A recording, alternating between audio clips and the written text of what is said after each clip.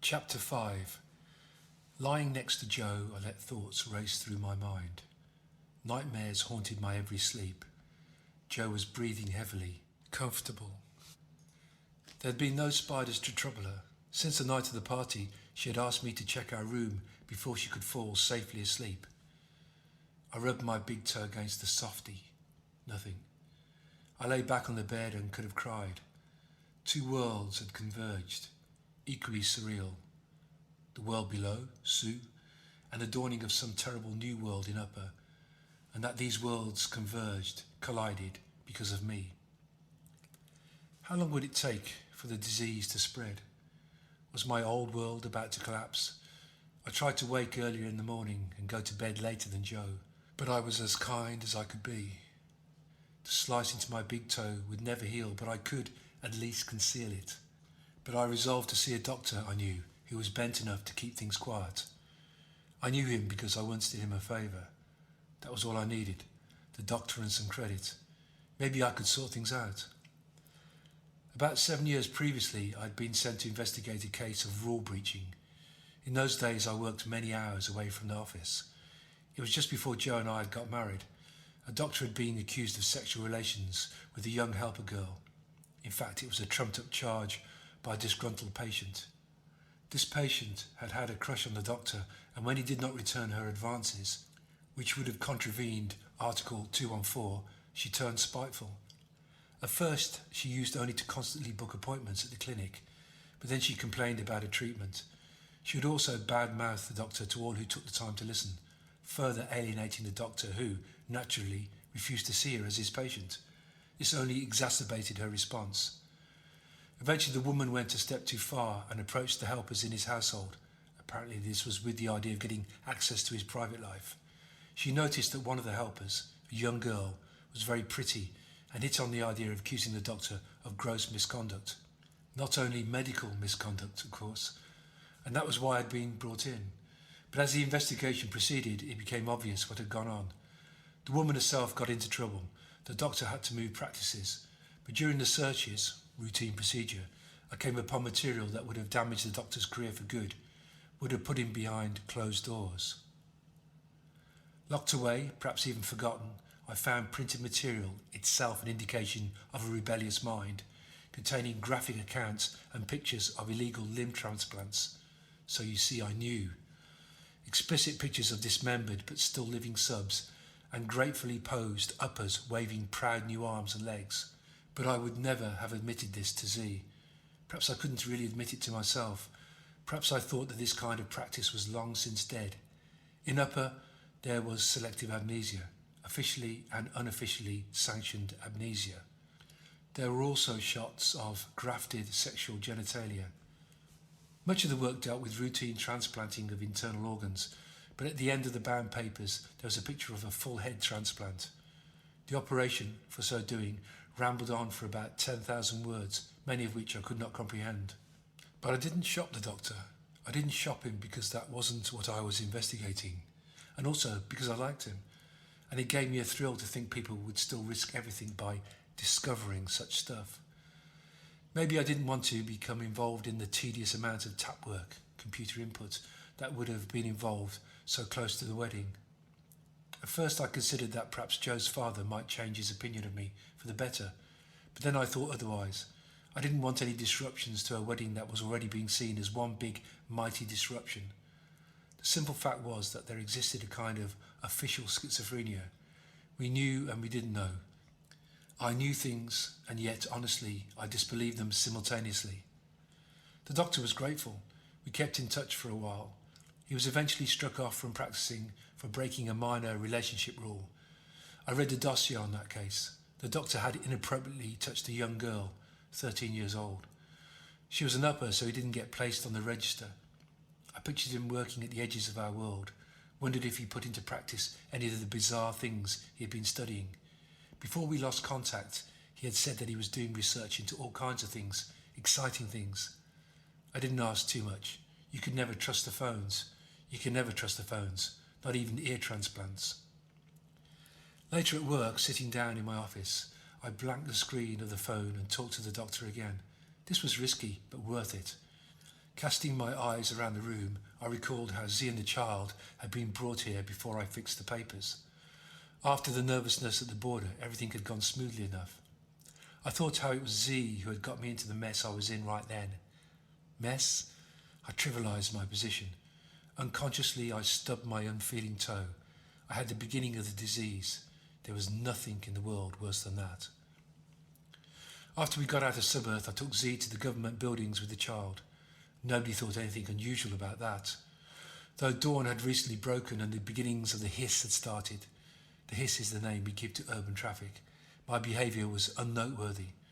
Sometimes I questioned helpers in my office. Sometimes the children who were brought in were never seen again. The security staff was trained not to see the obvious. In the room used for interrogation, I left her with baby Adam. "You'll be all right," I had said. "Nobody will disturb you." "How long will you be?" "I don't know. There's food and drink here." I opened the cabinet. "Take it easy. Don't worry. The worst is over. I'll make inquiries this afternoon. The baby will be fine." As I left, I suddenly had violent feelings towards my secret colleague who had caused such distress. A baby would have to be separated from his mother because of his selfish lust. Arriving home, I took the lift straight to our apartment and let myself in. Joe was still in bed. The time was 9:30, yet time had speeded up, and in a curious way slowed down enough to allow so much to happen. I was dead beat. I slumped down in the guest room and fell asleep. Dreams of grotesque figures filled my mind. Joe arose late, thank God. Innocent that she was, she thought nothing had happened but a long night's work. The kind soul, mellowed by an early sense of motherhood, came in and draped an extra softy over me. It was late when I finally came round, exhausted, famished and thirsty. I didn't feel proud of myself for lying in words and lying physically with Z, but already I felt different. There was a kind of elation that went with the deception and a kind of justification. The truth was I had to set myself outside the laws that I helped lay down. And for why? For a beautiful face? For a reckless moment? For compassion? Nothing, I thought, explained the nature of my transgression. Only the fact was left. Once I had taken the decision to step outside the norm, things ran smoothly. I was affectionate with my wife. I drove steadily to work late afternoon, found papers that were easily doctored, and a family that could take the child and cover up their past effectively.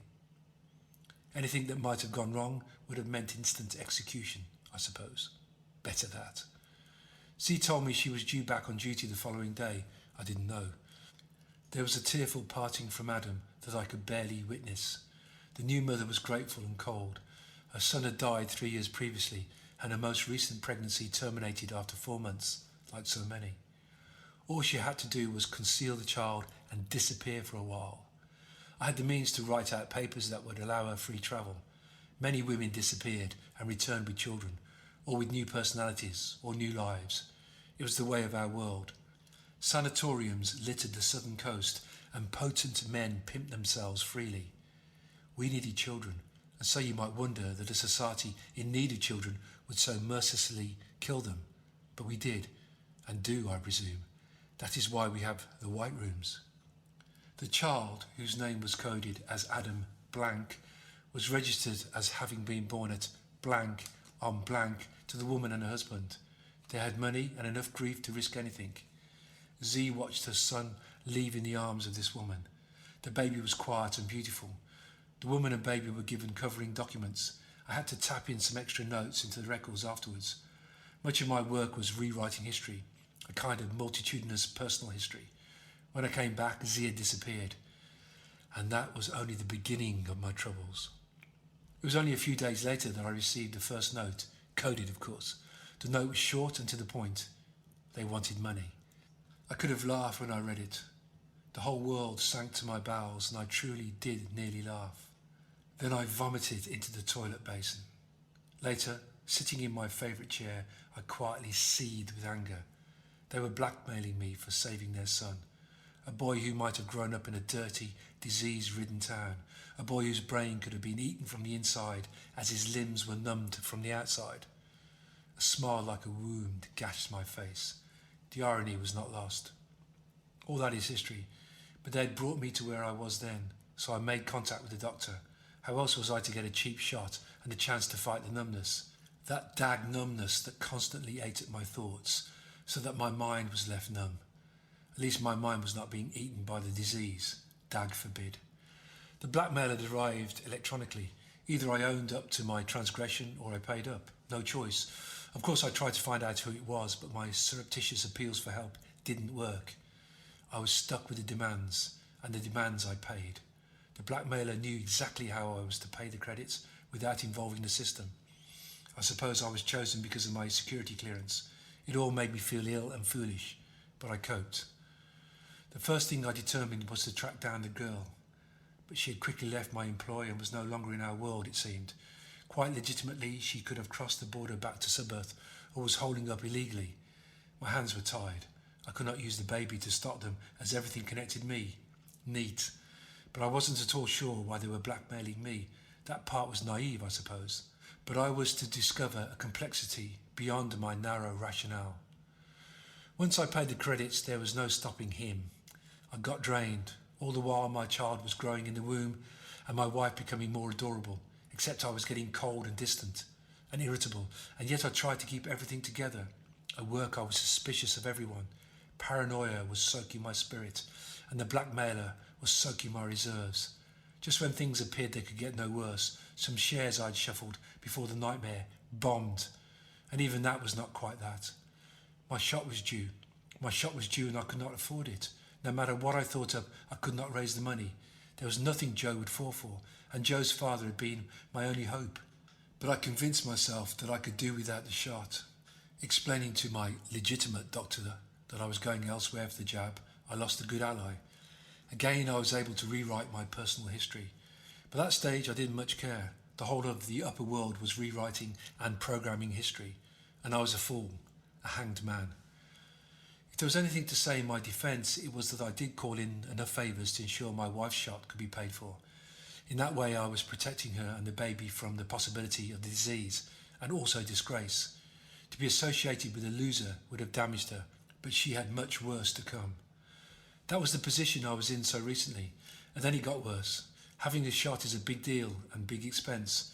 I was never one to maintain payment plans, not even Joe's, though she never went without shots, or take out or afford insurance.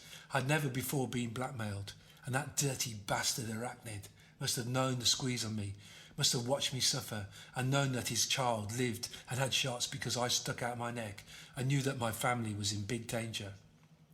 In the end, there was nothing I could do but go in search of Z. If I found her, I knew at least that I could get to the blackmailer. Simple. The difficult part was taking time from work and convincing my wife that I had to go away on business. She didn't fall for it, but she was fuller in the belly, and she had to live the lie. All she begged was to know who the woman was. I think I convinced her eventually there was no other, but I must have scared her half to death with what I only half said. Joining the hiss of the world, I flowed straight, then turned for the border. This time I knew what to expect. This time I had no shot in my body, but I was still brave then, still thinking I was immortal, still thinking I was wronged, that I was a good man, still independent of bent doctors. And though I could not know for sure, I was somehow confident that Z would be back in the tiny, rat-infested house in Wayland. The border crossing approached. I was still a free man and a man of rank, a healthy man, a disease-free man. Life hung on, just.